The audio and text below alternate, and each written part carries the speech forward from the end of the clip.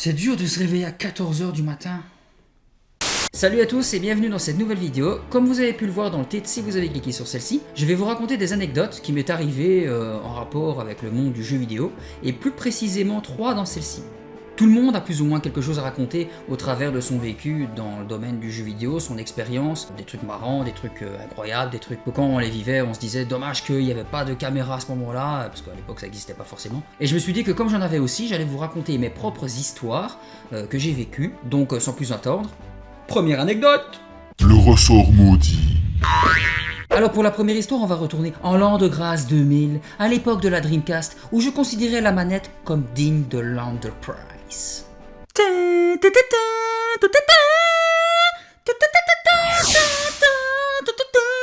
La manette qui n'était pas loin d'avoir la même masse corporelle que celle de la Xbox première du nom et qui était munie d'une carte mémoire avec écran contenant lui-même un mini-jeu. C'était la révolution de l'évolution! Même si personne ne jouait avec. Bon, ici c'est pas la manette officielle comme on peut le voir, mais à l'époque, j'avais une transparente. Et c'est celle-ci, l'héroïne de cette histoire. Donc retournons en arrière, dans ma chambre d'ado, avec mon petit cousin, pour jouer à la Dreamcast et à Spawn. Oui, Spawn. Ça. Spawn in the Demon End est un jeu d'action développé par Capcom en février 2000 sur arcade. Le jeu est basé sur le comics Spawn et a été porté sur Dreamcast. Est-ce que j'ai l'air de lire la page Wikipédia? La réponse est oui. Donc en bref, pour ceux qui ne connaissent pas ce jeu, on y joue Spawn. C'est bon, j'arrête. Qui doit combattre des méchants pas beaux sur fond de musique hardcore dont on n'entendra rien ici car j'ignore si j'ai les droits. Mais vous inquiétez pas, j'ai trouvé de quoi satisfaire tout le monde.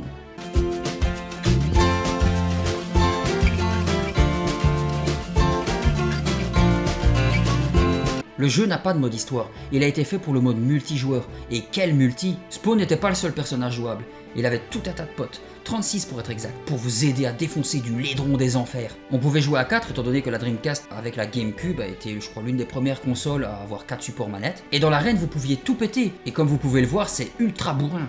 Et c'est là qu'est survenu le problème. Vous voyez cette gâchette droite? Je ne sais plus trop à quoi elle servait, mais je sais qu'elle servait beaucoup à des tirs et des pouvoirs à répétition. Et qui dit répétition, dit bourrinage de malade. Je vous invite donc à une petite reconstitution. Je jouais tout le temps à ça avec mon cousin. Et pour être parfaitement honnête avec vous, dans mes souvenirs, j'étais plutôt calme et méticuleux avec mes manettes. Et alors qu'on était calmement en train de jouer, le ressort de la gâchette sauta. Plus moyen de jouer avec, j'étais dégoûté. La gâchette droite restait enfoncée et donc du coup plus de pouvoir. Et plus de pouvoir, pas de pouvoir, pas de pouvoir. Mais fort heureusement, j'avais un super papa. Que j'ai toujours d'ailleurs. Et le temps de lui expliquer l'histoire, pouf, il m'avait déjà racheté une nouvelle manette. Et on a pu rejouer moi et mon cousin comme des enfants sages. Morale de cette histoire, ayez un super papa. Ou allez-y mollo avec les gâchettes. Pouh, c'était long juste pour un ressort. Deuxième anecdote! Je leur dis ce que faisait mon ex avec cette manette. Le FPS et la gerbe. Pour la deuxième histoire, on va revenir encore plus loin dans le passé. On est en 1993 et plus précisément le 10 décembre. Et qu'est-ce qui est sorti à cette date-là? Doom, mec! Doom! Et aussi mon petit cousin de la de sa mère. Mais revenons au jeu Doom. Désolé, je peux pas le dire autrement. Même Benzaï, vous pensez qu'il le disait juste comme ça pour être badass? Non, c'est juste qu'il n'y arrive pas. Ce jeu est l'essence même du FPS à mon goût. La fluidité, la maniabilité, la musique, le son, les tripes, le gore, c'est Doom. Surtout ne prononcez jamais ce nom quand vous êtes occupé ou en train de manger, c'est la merde assurée. Hein. Et t'as vu le dernier Doom? Bon, le jeu, je vais pas vous faire un dessin. Tout le monde connaît Doom, vous savez, célèbre FPS. Pourquoi je fais ça? Mon Dieu, c'est ça que je fais pour montrer une évidence? Aidez-moi, on y joue. Tuons à tout va des démons des enfers aussi facilement que moi j'arrive à dire Stratelechia, Strasciatella, Strasciatella, Stralatechia.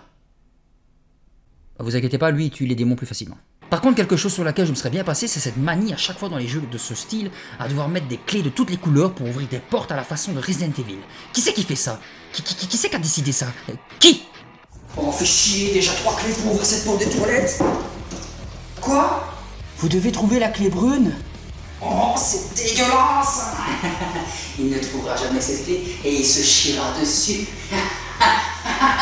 Et ça Donc pour en revenir à mon histoire, parce qu'on est là pour ça, à l'époque je devais avoir 10 ans et j'allais souvent chez mon grand cousin qui lui était un gros gamer, il avait toujours les derniers jeux sortis parce que à l'époque il n'y avait pas internet, pour nous en tout cas comme on a aujourd'hui, et lui il se renseignait souvent dans les magazines de jeux vidéo.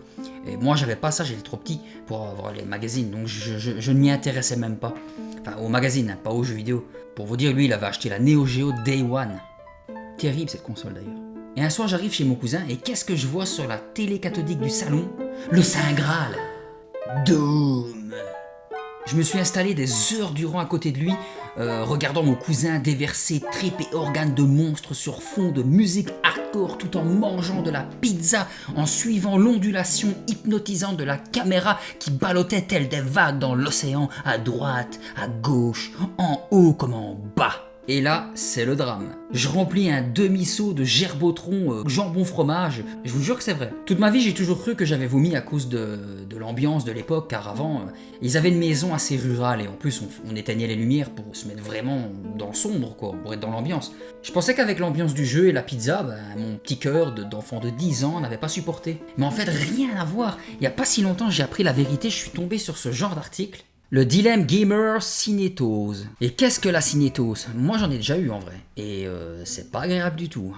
Parce que la gerbe, quand on l'a, à la limite, quand on vomit, ça nous soulage. Alors que la cinétose, c'est un vertige lié comme un mal de mer sur Terre. Et quand tu dégueules, ça soulage pas du tout, c'est encore pire. Même en fermant les yeux, t'as l'impression que tout tourne autour de toi.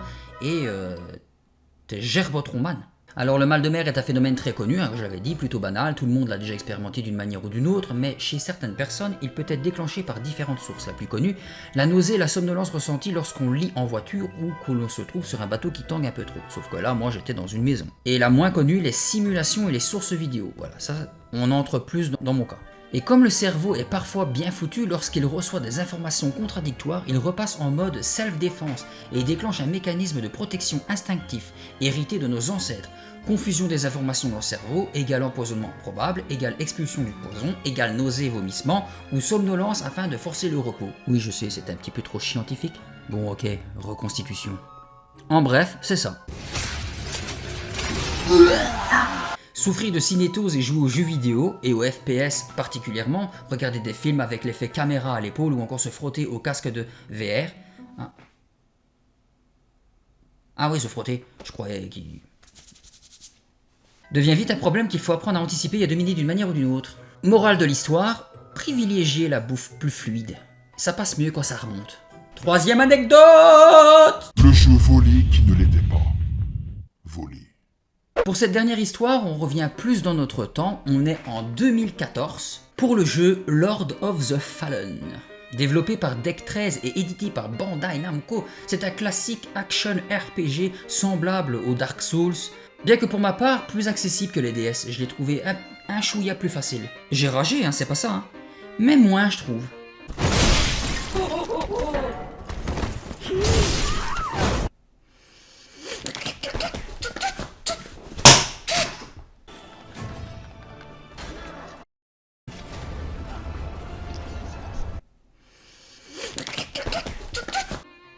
Ouais. Mais la différence c'est que j'ai pu voir le boss de fin de Lord of the Fallen.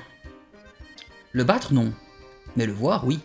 On y incarne un criminel, Arkin, ou Arkin, je sais plus comment ça se prononce. Et on cherche à se racheter une conduite pour combattre d'anciens dieux qu'on croyait morts, mais qui ne le sont pas tant que ça et veulent détruire les humains. Ça, c'est le speech du jeu. Classique. Donc à l'époque, quand le jeu il était sorti, je me suis rendu dans un magasin de jeux vidéo avec ma copine. On fait notre petit tour, on regarde ce qui nous intéresse, ce qu'on a envie de prendre. Et arrivé à la caisse, le vendeur me demande si j'ai envie de prendre la pochette du jeu qui contient que les musiques. Attendez, j'essaie de la montrer sans trop de lumière. C'est ça. Lord of the Fallen et musique. Moi au début j'étais pas chaud parce que le jeu je l'avais même pas, je savais même pas de quoi ça parlait. Les Dark Souls déjà m'énervaient donc je me suis dit encore un de ce style, je vais l'acheter. Si je l'achète, je vais à peine y jouer parce que quand je m'énerve, j'arrête de jouer. Mais j'avais pas forcément envie de mettre 60 € dans un jeu qui venait de sortir. Et là, le gars, il insiste. Il me dit, tu sais, c'est pas le jeu qu'il y a dedans, hein, c'est juste les musiques, hein, et c'est gratuit. Et là, même ma copine, elle me dit, bah ça va, t'aimes bien ce genre de jeu en plus, c'est ton style. Et puis, si ça se trouve, tu vas l'écouter dans la voiture. La musique va tellement peut-être te plaire que tu vas peut-être te décider plus tard à acheter le jeu. Sur le bureau, il y avait 3 piles comme ça, et c'était pas sous blister, donc on pouvait voir à l'intérieur dedans. Donc moi, au final, bah, je me dis, bah c'est bon, alors je vais en prendre un, et je prends le premier qu'il y a sur sa pile. Donc on se barre du magasin, j'arrive dans la voiture et je me dis bon bah ça va, tant que j'y suis on va écouter le CD quoi. Et le truc bizarre c'est que quand je regarde à l'intérieur, je vois pas un mais 2 CD. Bon au début quand je vois ça, je reste hyper calme, j'évite d'éveiller les soupçons car je suis toujours devant la vitrine du magasin.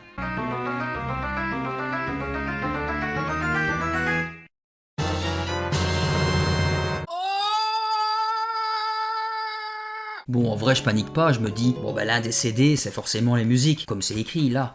Et je me dis, bah l'autre, bizarre, je l'enlève et je vois ça.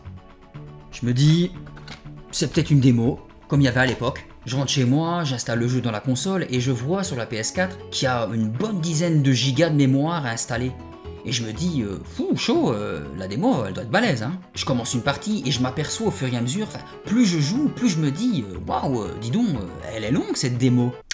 Comme ma b. Donc moi tout emballé, je continue de jouer pour être sûr, et au bout de 2 semaines, j'ai vraiment eu le flash. Eh mon cœur, pour finir, c'est pas une démo? Comment tu sais? Bah je suis au boss. Non, en vrai je l'ai su beaucoup plus tôt, et j'ai été à la fin du jeu bien plus tard.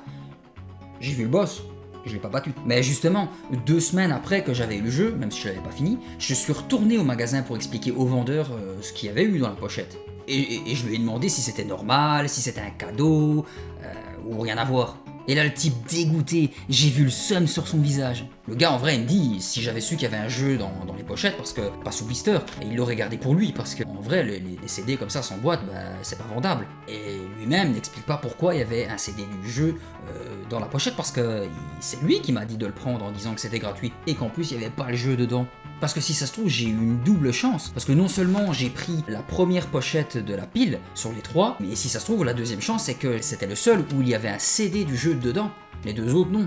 Donc à la fin, ce que j'ai fait, c'est que quand je suis rentré chez moi, j'avais une boîte bleue vide, j'ai fait un cover du jeu, un plat sans trop de lumière, et quand on ouvre, on a l'impression que j'ai le jeu complet, avec en bonus les musiques du jeu, quoi. Morale de l'histoire, prenez tout ce qu'on vous propose gratuitement. Tout. Absolument tout. Sauf la drogue c'est mal. Bon, cette vidéo est enfin terminée, j'espère qu'elle vous a plu, moi j'ai adoré la faire. J'ai encore pas mal d'anecdotes à vous raconter, donc il y aura forcément un épisode 2. Si vous aussi vous avez des choses à dire, à partager, n'hésitez pas à l'écrire dans l'espace des commentaires.